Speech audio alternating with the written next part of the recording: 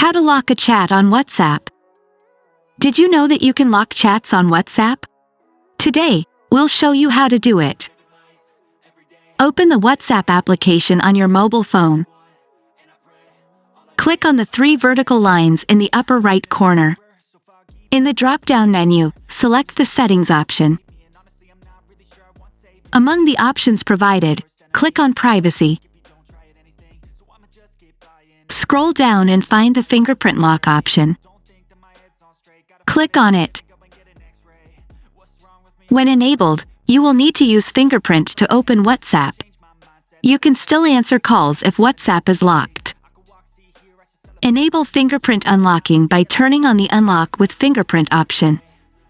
Press the fingerprint sensor area to verify your fingerprint. Once your fingerprint is confirmed, choose when your WhatsApp will lock. You can choose one of the offered options.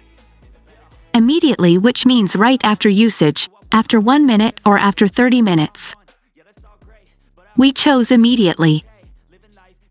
We will close WhatsApp and will open it again. As you can see, WhatsApp is locked. We will unlock it with fingerprint. We hope this video was helpful.